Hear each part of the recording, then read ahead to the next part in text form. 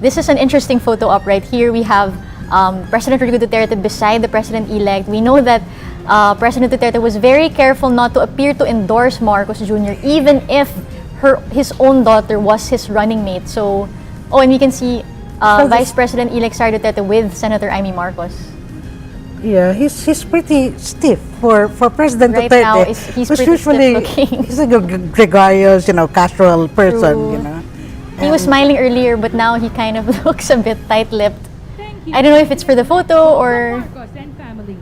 But we can see now, definitely the women appear more familiar with, warm to each other. It does look like Sara Duterte and Amy Marcos have some closeness. And interesting that it is the eldest son of Marcos Jr., Sandro Marcos, who is on stage and not joined by the two other sons. We know that Sandro Marcos appears to be groomed to, become the next in line in his father's in the succession of who is powerful in their family. We see of course, Senator Amy Marcos doing some small talk with President Duterte. So that was a very interesting photo op. There is some light-hearted banter on stage. Both of them seem to be comfortable with each other, President-elect and the Vice President-elect. Yeah. It's interesting to see them here. But, going back, Inday, to what you were saying about the inauguration being simple and even the location of this inauguration, like the fact that it's being held in Davao City, an important power arena for the Dutertes, what other messages does it send to hold an inauguration of the Vice President far from Luzon, right, in Mindanao, on a different date of the inauguration of the President? I think just looking back briefly into the campaign, we know that President Duterte had unleashed some vitriol against the President-elect, the principal of Sara Duterte. And there was a lot of drama leading up to her accepting the vice presidential, the running mate slot in that campaign, in the Uniteam campaign.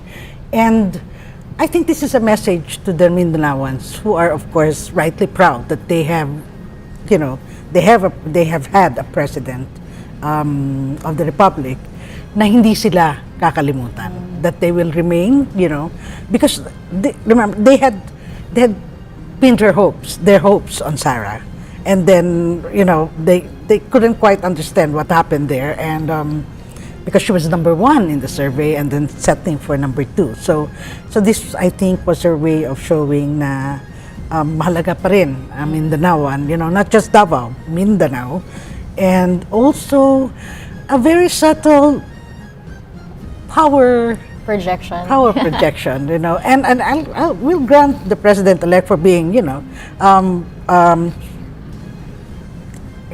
good-natured, punta siya, masaya siya, no?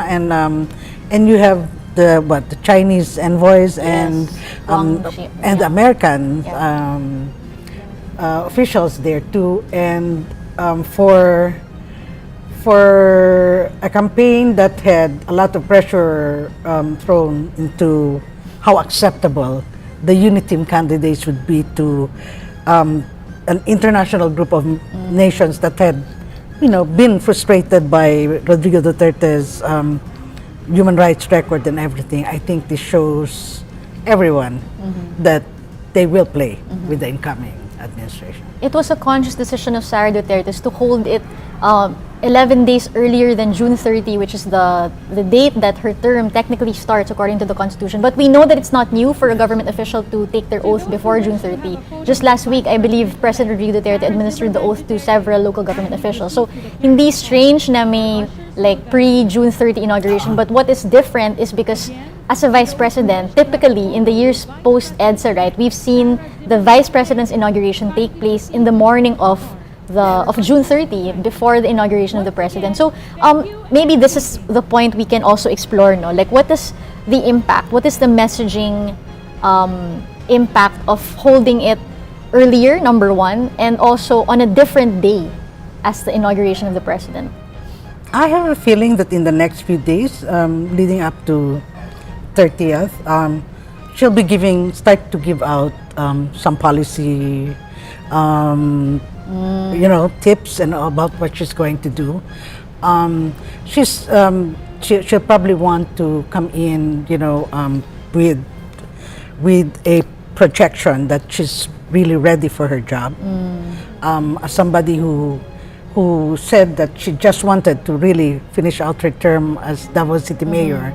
Now there's a big challenge there, and I think when she puts her mind to it, she'll probably be coming up and making people sit up and see her as somebody who is going to work hard and who is not, and who is also her own woman. I think she's comfortable I think with. that is definitely the message here. That she defers, of course, to the president because the president-elect, because he is going to be the president, and yet, and like she's done with her dad, I think she will be showing that she is her own woman. I remember very much in her speech, she said 32 million Filipinos voted for her. And the first thing that came to my mind was that's bigger than the 31 million of Marcos Jr. So in terms of projecting power, like having a day dedicated to her inauguration instead of, the usual where you play second fiddle to the president's inauguration definitely is, I believe, a very good messaging strategy if you just want to show that you're, that you hold your own place in this orbit and you're not just katandem ng isang powerful name. So, but there are other things to this day, June 19 is also, as she mentioned in her speech, several events happening, several special occasions, like she mentioned during the Mass, Feast of Corpus Christi, there's Jose Rizal's birthday, Father's Day also taking place here. So, and the interesting scene during the inauguration where we saw kind of a warm interaction between father and daughter, when we know that typically, me covering the Duterte family for the past few years, they're not really close, like they're not chummy in that way. So it was kind of interesting to see them hug it out on stage on Father's Day. It was, and I think, for some reason, the president, this time, the image that I got, the perception that I got was that this was a changing of the guard. This was the daughter, ascendant. And Duterte, almost like saying, okay na, sige na, nangyari na, ikaw na. Parang, over and above all these protestations and all that. I think the bond between mother and daughter is really different. There's a long, heartfelt, with whispers. And even after she had signed, talagang she, inakbayan niya, mama niya, and then put her mom's head on her shoulder. And I think that, kaya yung speech niya, kita mo yung paano siya nahubog, her childhood, her young adulthood, I think stays with her until now.